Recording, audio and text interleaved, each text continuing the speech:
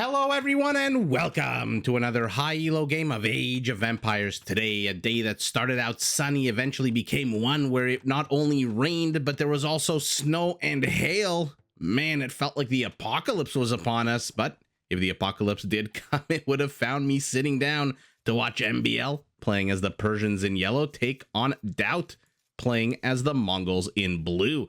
Now, while the players heard their herdables explore their immediate surroundings and try to go up to Feudal Age ASAP, let's take a look at the Civ matchup, which we, by the way, have been seeing more and more of, and I am not complaining at all. These are two amazing fan favorites. To start with, the Persians, an economic powerhouse with a tech tree that is incredibly strong. Not only do you get all economic upgrades available in the game, you do start the game with extra food and wood. Your town centers work progressively faster thanks to the latest patch right from the very beginning of the game.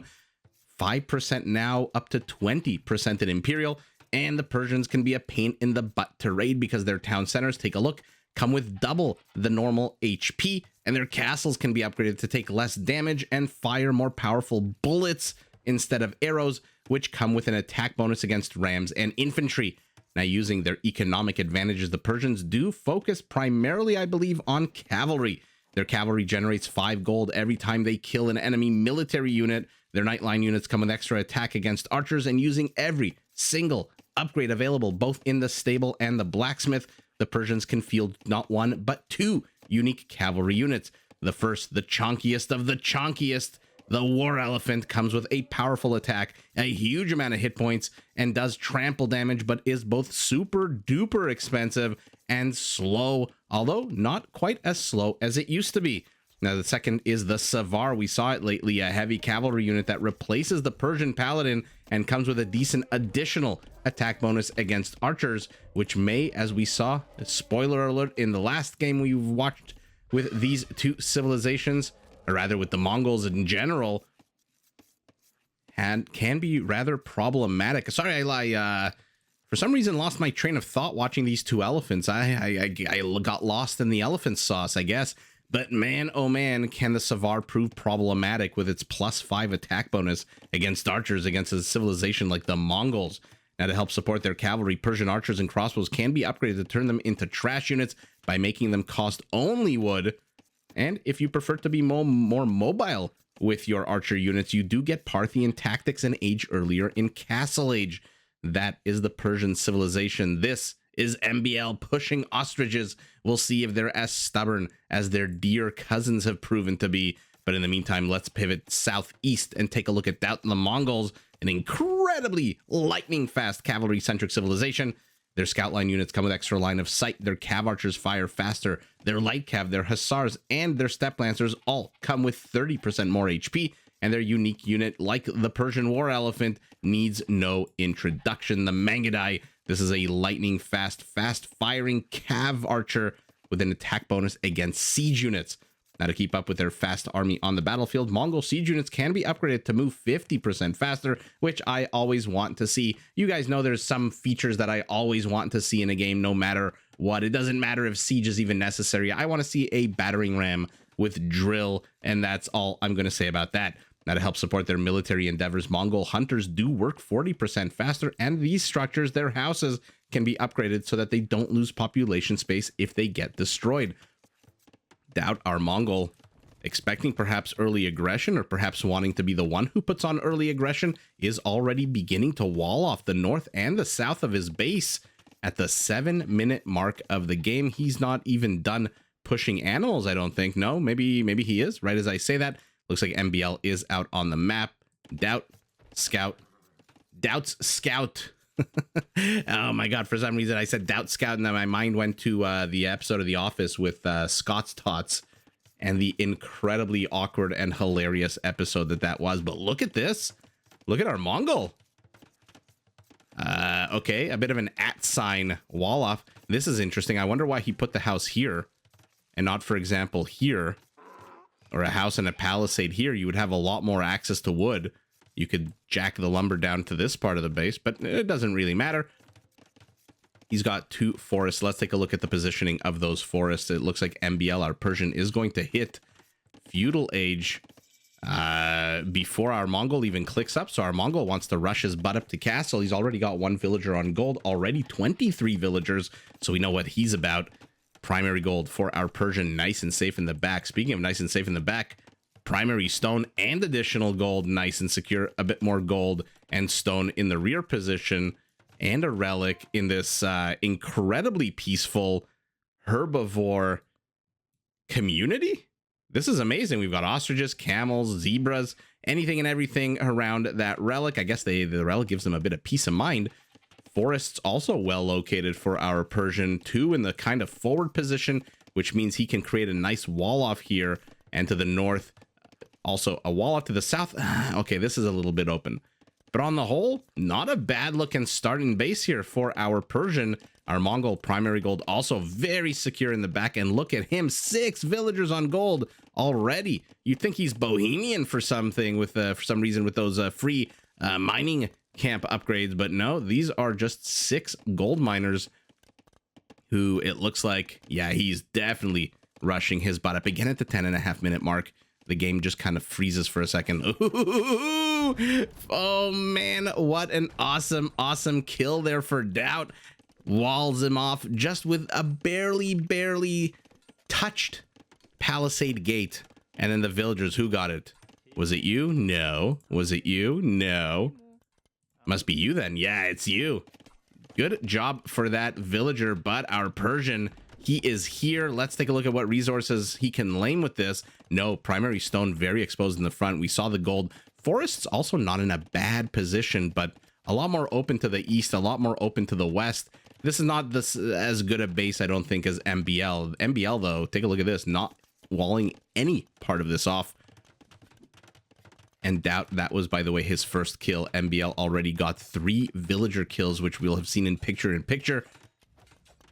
And creating a bit of an arena-style wall-off, secondary wall-off, I should say, is our Mongol, who is getting pushed into by the Persian with a tower rush. What did you bring with you? 4 villagers, 2 skirmishers, and a spearman. Also looks like a few reinforcements just kind of hanging out, having a picnic up north.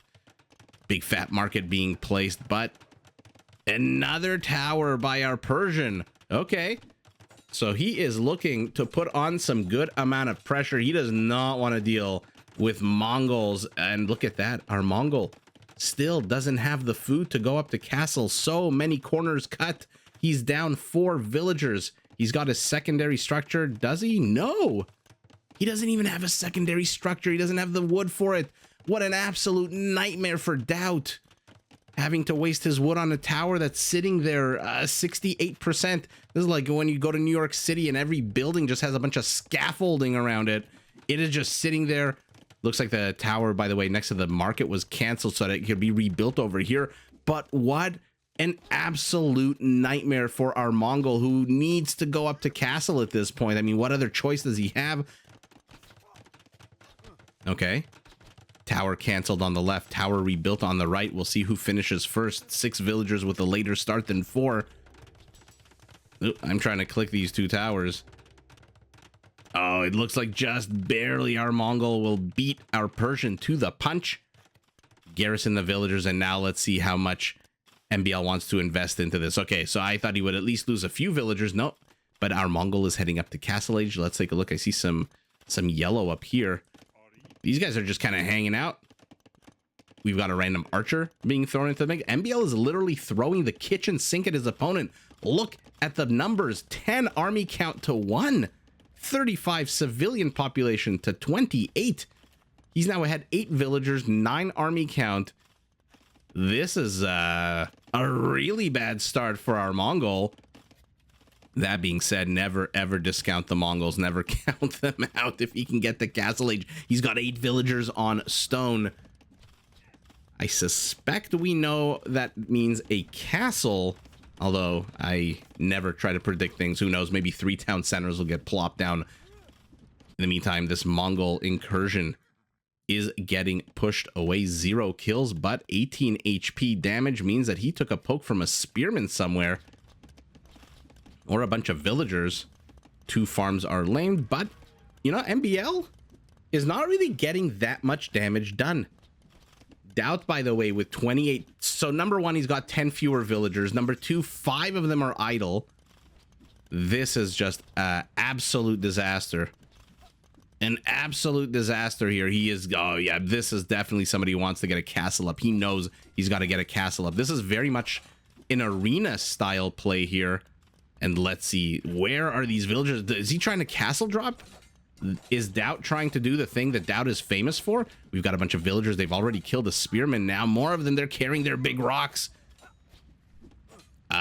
This is fantastic here for DauT. He's holding his kill count. He is now in the lead.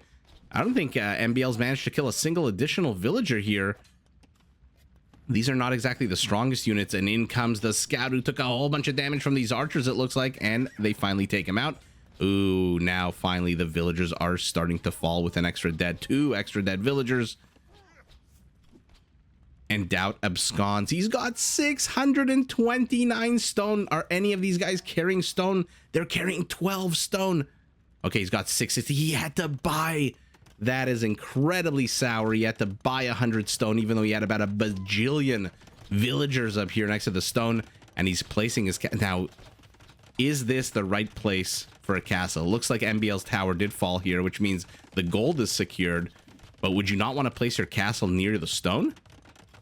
I guess you want to get rid of this tower, but this tower's not really doing much. Or maybe he's just afraid that if he puts a castle down that these Feudal Age units are going to attack him. MbL, by the way, still doesn't have the resources needed to go up to Castle Age. He's still 80 food shy. He's going to lose his other tower. And 2 Mangudai are being trained. So this was DauT's, I don't want to say plan, but definitely at the very least a contingency plan. Man, a Feudal Age army is just not that good. Although after 3 entire volleys out of 8 archer units, 8 ranged units, the villager does finally succumb to his wounds and dies. A tower is going to lame this wood, but there are 2 other areas to jack lumber, one to the northeast, one to the southeast. So the tower, although good, perhaps a waste of stone. Oh, and these guys have to get out of here. But now he's going up to 4 Mangudai. DauT needs to get a few villagers. Is he training them? Yeah, so he's continuing to train villagers. His food count going directly into that town center. And this is what I was talking about earlier. If you put this house over here with a palisade, for example, and wall it off here, you have the north, the east, and the south to jack lumber. Now you're kind of just stuck to the north with a little bit of the east available to you because you've blocked off your own lumberjacking. That being said, we leave it up to him. He's got Mangudai in everyone's favorite blue color. Man, are they pretty in blue. Lady in red, Mangudai in blue. And now he's even getting Bodkin, so they're going to have a +2 attack in range. And he doesn't need towers. They're just going to come in here. Ooh, but he needs ballistics, doesn't have the resources for it. DauT is broke. He's completely broke. MbL's opening here with the tower rush and with the endless amount of feudal pressure. 10 army count to 1 just seems to have absolutely broken our Mongol. That being said... Okay, he's starting a bit of a secondary wall off now because MbL's penetrating the rear of his base. That being said, our Mongol is stabilizing. I mean, I would take 9 Mangudai over this army. Even 13 crossbows are going to have a difficult time dealing with 9 Mangudai just because of the firing speed. Unless these are upgraded. One sec, let's take a look at MbL's upgrades. No. So just 2 attack and range, 1 armor. The Mangudai have only 2 attack, so maybe I'm wrong, but this is a very problematic situation for both players. MbL might lose all of these. DauT might get his more expensive units taken out. But the faster firing speed of these Mangudai, let's see them take these units on. He does lose 1. Does lose a second one. A third. Oh, this is not a good trade here for DauT. Even though he does, I mean, look at this. He ultimately does clear up this entire army, but loses a bunch of Mangudais. And when you're behind now 11 villagers, you cannot afford to lose a single thing. Okay, these stone miners, I'm assuming, are now moving back. to get more stone. He needs castles. He needs town centers. Our Mongol economy is in shambles. I mean, it might look like the scores are less than 10% different, but I don't know. I don't know what to make of this. He's got the more powerful army. The upgrades are now kind of similar. He's only missing another armor upgrade is our Mongol. But these crossbows are here. They're going to shoo away these stone miners quite well. One goes down.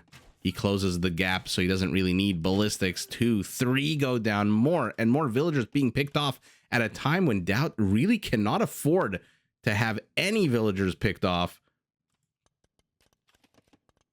Our Mongol is not trying to take out this tower, even though, does he see, by the way? No, he doesn't. No, he sees the mining camp, so he knows that his opponent is taking his gold. I love that he's continuing to position himself here on the high ground. Might want to train a monk or two, just so he can heal some of his units up. And again, the Mangudai are just doing whatever they can, but now 5 of them fall. Wow, that was an absolute terrible trade there for our Mongol. And now he's down 14 villagers. MbL with a second town center with that juicy 4,800 HP. What are you? You're just a random spearman here with no kills. MbL is giving his opponent a good amount of time to get back into this game. It's 28 minutes in. He's ahead now 17 villagers. The score lead is now starting to grow. It's about 20% different. He is picking off villagers here and there, but I think he needs to be a little bit more aggressive. You do not want to let the Mongol have a comeback here. Unless you, again, we saw the Savars recently take on the Mangudai, and oh my god, he finds the weakest one and he picks it off immediately. A Mangudai for a skirmisher. Yikes, not the best of trades. Okay, he says enough's enough. I'm going to take a bit of damage on my Mangudai. I do not want you mining my gold. Get the F off of my gold, he says. Sacrifices a little bit of HP. And these Mangudai, I mean, look at the fancy footwork there. Will save all 5. But another one falls. Kill count. Our Mongol is ahead, but he is fighting units with 30, 35 HP with his Mangudai, which need to be upgraded a little bit more, I think. He's finally amassed a good amount of gold. What is he going to do with 400 gold right now? Okay, he finally does build a monk. Lion joins in here, tries to chase these Mangudai. Another Mangudai falls to a random skirmisher in the middle of freaking nowhere. And now the Lion is joining in. Oh my goodness. 2 kills for this skirmisher, an absolute hero skirmisher. And finally the line gets cleared up, but what do you do? What is our Mongol doing? He is going siege. He's finally got the wood. He's finally got the gold. Get yourself a big old juicy mango. Okay, Mangudai are garrisoned in here. Might want to garrison a few of the damaged ones as well. Our Persians still happy to sit on 2 town centers. MbL's got 800 stone of his own. So where is he going to place the castle? I'll keep an eye out on the minimap for a little yellow blob that moves out to see if it's going to be an aggressive one.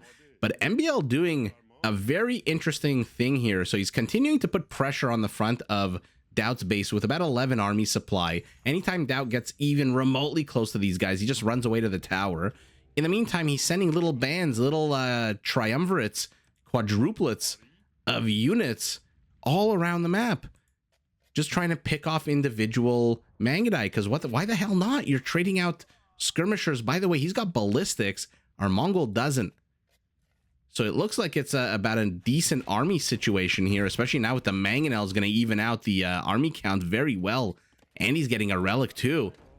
But that belies the real story, which is the economic story of the game. 50 Mongol villagers to 76 Persian villagers. And now he adds a 3rd and a 4th town center, and he still has stone left over for a castle. And look at this. All the little groups of units are collapsing on this blue army. But do they know there's a Mangonel here? Monk risking his life to get that relic. Or maybe to convert a skirmisher? Okay. Amazing, amazing game so far. One mango does fall just by virtue of numbers alone. MbL is holding this. And a converted spearman does ultimately end up dying. What's the HP on these guys? Not great, but not terrible. The monk also is dead. More and more Mangadai. I mean, the good news, I guess, for our Mongol is that he's got 18 villagers on gold, now 16, and 19 villagers on wood. So Mangadai production shouldn't be stopping anytime soon. And now he's on the high ground as well, but he needs to heal these freaking units. This is not good. He's down 120 or so, finally getting bloodlines. I said it earlier, he needs to freaking upgrade these units. Oh, and now this wood line is almost half mined out and exposed to these few annoying skirmishers. Oh, he's trying to get the food here. Desperation move out of our Mongol, who is now fallen behind 35 villagers. Army count, these mangonels are keeping him alive because MbL is going ranged units and very flimsy, weak ranged units. We saw 30-35 HP. The second MbL transitions into anything else. Oh, we've got a castle. Yes, please. I was going to point out that maybe there's going to be a stable being built. Maybe we're going to get to see Savars again. Remember, they do come with a +5 attack. I should clarify. They come with a +3 attack against archers, and all Persian Nightline units come with a +2. So when you add 2 and 3, you get the magical number of 5. And finally, ballistics being researched. These Mangadai could have used bloodlines about 4 hours ago. Okay, so he gets a bit of free food. Not a lot of wood there for farms, but look at that. He's up to 400 food. This is, I think, the most food our Mongol has had this game. And he discovered the monastery. This is the only relic that our Persian has. The flag is up. The chunkiest of chunks is about to come out. And they are not a terrible unit as they used to be. As terrible, I should say, a unit. And this is what I was talking about. MbL has made an army that DauT can counter quite well. 18 Mangadai are now a force to be reckoned with. They've got ballistics, they've got bloodlines, they've got +2. They're still missing the last armor upgrade for Castle Age. Oh no, oh no. Oh, they see it all. He sees it all. Why are you still walking here? But if you can build an army that can actually close on these guys as MbL, and now I don't necessarily know that war elephants are going to be able to close on Mangadai. The difference in movement speed is probably twice. And look at this emergency wall off here by MbL trapping the Mangadai inside. Oh my god, things go from bad to worse for our Mongol. I mean, what's interesting is that these Mangadai are now doing such a better job against elite skirmishers than they did against regular skirmishers, but now they've got ballistics, now they've got bloodlines, now they've got more attack than they did before, so not a surprise there. Let's take a look at their HP. Now it's down almost 400. But what an amazing attempt at a wall off there by our Persian to stop these guys from running amok. He had them trapped, but was only able to kill one Mangadai with all of those skirmishers who are now on the other side of the map attacking villagers. But I forget the villagers. I want to look at the elephants. In they waddle at a movement speed of 0.88. So I guess now all elephants in the game move at 0.88. Deletes his own house. Needs to get as wide an area of attack as possible. By the way, remember, they do trample damage, which means that the more these Mangadai clump, the worse it gets for them. Down goes the mango. And in, oh my god. Is this not one of the most beautiful things you've seen in Age of Empires? I mean, look at this. When did you ever think you would see a high-speed desert chase between Mangadai and war elephants, and the war elephants look like they're closing in on the Mangadai? Oh my god, I know there's action to the south with those skirmishers, but I can't peel my eyes away. What's the HP? Oh, the first elephant's gonna fall. I should say the front elephant. The first one fell like an hour ago. Oh my god. This is amazing. This is incredible. I mean, how long can DauT keep this up? How long can he keep this up? He's under attack at home. He's under attack at home as well, and they close, and they're clumped. Oh my, oh, there's a few skirmishers behind us too. This is amazing. This is just absolutely incredible. Yeah. Wow. I mean, what do you even say? That was absolutely beautiful. What was going on back home, by the way? Oh, yeah, okay. So the real story, I guess, is not really that these elephants, this is just me fanboying out, going absolutely bonkers over a bunch of ones and zeros and pretty colors on my screen.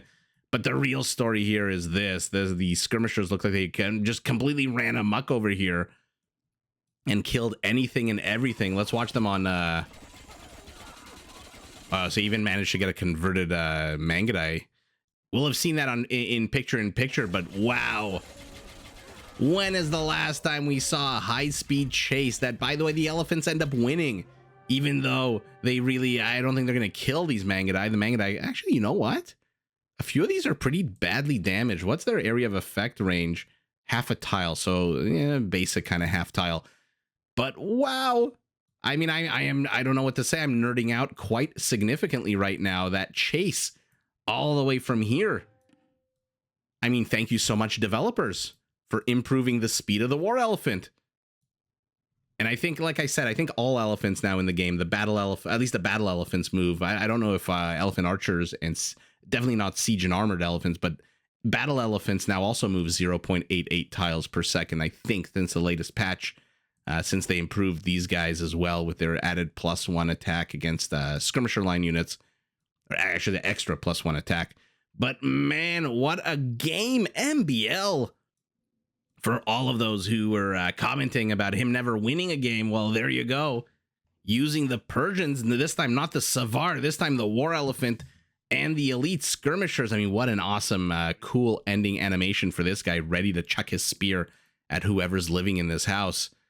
But from the very beginning, just the pressure, the towers, the never-ending archer and skirmisher assault, just catching out small groups of Mangadai all over the map as they were trying to get something done. That move, by the way, assuming MbL did what I think he did, is brilliant. Have your big clump here, keep your opponent off the stone, off the gold, off of the 2 wood lines. 4 areas of resources lamed with 11 units that were there before, and then just stick out 3-4 units here, 3-4 units there, because you know your opponent's going to go on the counter attack. You're playing against DauT. You know he's going to move out, and that's exactly what he did. And look at the end of the day. I mean, I want to look at the economics of this game, because these numbers are just atrocious for our Mongol. He just could not get it up. No pun intended. 49 skirmishers, 47 Mangadai, peak APM, middle of the game, peak APM. Oh, look at that. 27-10, 27-15 at the exact same time in the game. Okay, what do we think? How bad is it? Oh, 70% bigger economy. And somehow our Mongol got more gold. What the actual F? That's hilarious. Even ignoring the relics, even with the relics, it's still 1,000 more gold. But our Persian, more wood, more food, more stone. Let's look at conversions as well, because I saw. So, okay, actually, never mind. 2 conversions, 1 conversion. Not the end of the world. But man, kill count, very, very similar. But ultimately, DauT just couldn't get his economy up and running. MbL just doing an amazing job with that early game, a few early game villager kills, some pressure. There was a moment here when all those villagers were engaged in warfare when they should be engaged in mining resources and gathering resources.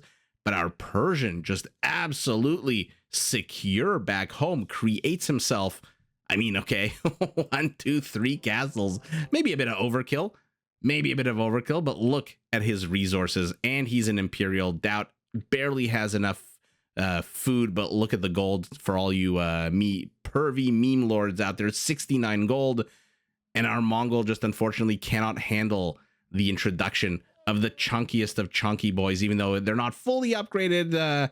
They don't really have 620 HP just yet, but 470 is just fine. It's even better than the Vietnamese 420 HP, and for that you need upgrades up the up the wazoo. These guys just are born with it. What's the it's that hair commercial for the shampoo or the hair color, I forget. Maybe she's born with it or something like that. He's just born this chunky, this war elephant with his insane attack, his crazy movement speed now, 0.88 tiles, and MbL just doing an absolute beast of a job to keep the Mongol basically in the dark the entire game, even though GL.DauT, despite all of the pressure, despite all of the kills and lost villagers, did manage to click up to Castle Age many minutes ahead of his opponent. The problem is he couldn't capitalize. I think he took a lot of fights that maybe he shouldn't have. He didn't really need to lose 4 or 5 Mangudai here. He really didn't need to lose a few more over here or wherever the hell he lost, maybe on this hill, I think, 2 or 3, or was it this hill? All the hills kind of look the same. They all have these shrubs on them. But ultimately, it is our Persian who, with the distraction force, the forward attack, the towers, the elephant, and just the economy that is literally 3 times the size of the Mongol economy, absolutely overwhelms. And in what I can only describe as one of the funnest, even though there were only 4 elephants, it's still one of the funnest desert chases I have ever seen in Age of Empires. It is MbL who, with the chunky boys and the skirmishers, manages to take the battle, the fights, and ultimately the W. But GG to both players. Did you enjoy this video? Check out these other clips and make sure to subscribe and enable notifications so that you're notified of my latest uploads.